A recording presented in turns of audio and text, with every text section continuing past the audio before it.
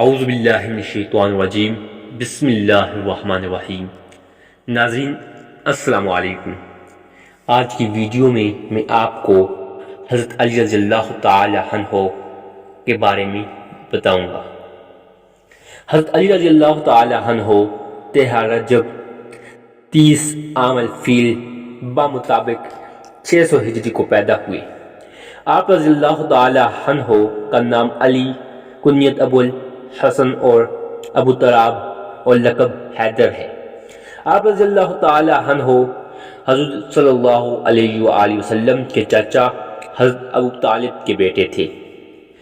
حضرت علی رضی اللہ تعالی عنہ کی پرورش کی ذمہ داری خود حضرت محمد صلی اللہ علیہ وآلہ وسلم نے لی۔ یہ حضرت علی رضی اللہ تعالی عنہ کی خوش قسمتی تھی کہ آپ رضی اللہ تعالی عنہ رسول اکرم صلی اللہ علیہ وآلہ وسلم کے زیر سایہ پلے بڑھے۔ رسول اکرم صلی اللہ علیہ وآلہ وسلم کی بیٹی حضرت فاطمہ رضی اللہ تعالی عنہ کی شادی آپ رضی اللہ تعالی عنہ کے ساتھ ہوئی۔ حضرت امام حسن رضی اللہ تعالی عنہ اور حضرت امام حسین رضی اللہ تعالی عنہ آپ رضی اللہ تعالی عنہ کے وہ فرزند تھے۔ جب نبی کریم صلی اللہ علیہ وآلہ وسلم نے اپنے قبیلے کے لوگوں کو اسلام کی دعوت دی تو حضرت علی رضی اللہ تعالی عنہ نے سب سے پہلے اسلام قبول کیا۔ اس وقت آپ رضی اللہ تعالی عنہ کی عمر 9 سال تھی۔ آپ رضی اللہ تعالی عنہ نے زندگی بھر رسول کرم صلی اللہ علیہ وآلہ وسلم کا ساتھ دینے کا برملا اعلان کیا۔ نبی کریم صلی اللہ علیہ وآلہ وسلم نے مکہ مکرمہ سے مدینہ منورہ ہجرت کا ارادہ فرمایا تو آپ صلی اللہ علیہ وآلہ وسلم کے پاس لوگوں کی جو امانتیں تھیں وہ حضرت علی رضی اللہ تعالی عنہ کی سپرد کیں تاکہ وہ انہیں لٹا کر مدینہ شریف لائیں۔ اس رات آپ رضی اللہ تعالی عنہ رسول اکرم صلی اللہ علیہ وآلہ وسلم کے بستر پر لیٹے رہے اور نہایت بہادری اور وفاداری کا ثبوت دیا۔ آپ رضی اللہ تعالی عنہ بہت دلیر تھے۔ غزوہ بدر، غزوہ احد میں آپ رضی اللہ تعالی عنہ نے بے مثال بہادری کا مظاہرہ کیا اور دشمنوں کا ڈٹ کر مقابلہ کیا۔ آپ رضی اللہ تعالی عنہ نے غزوہ تبوک کے علاوہ باقی تمام غزوات میں نبی کریم صلی اللہ علیہ وآلہ وسلم کے ساتھ رہے اور دادش شجاعت دی۔ حضرت علی رضی اللہ تعالی عنہ نے غزوہ خیبر کے موقع پر نہایت بہادری کے ساتھ قلعہ قموس کے سردار کو شکست دی اور قلعہ قموس مسلمانوں کے قبضے میں آ گیا۔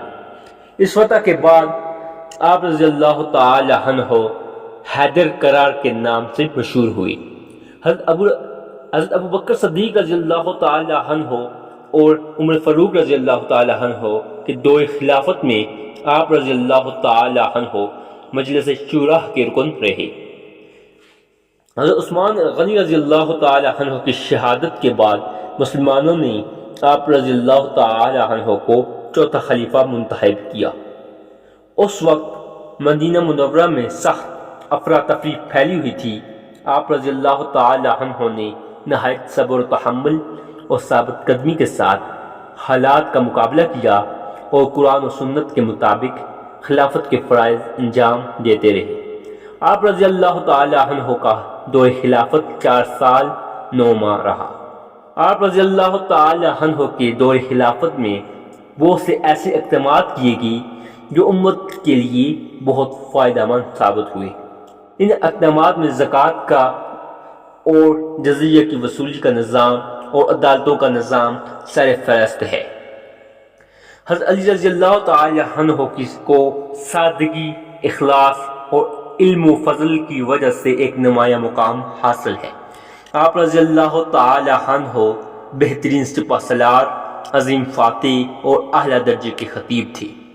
آپ رضی اللہ تعالی عنہ صلی اللہ علیہ وآلہ وسلم کے کاتب بھی تھے۔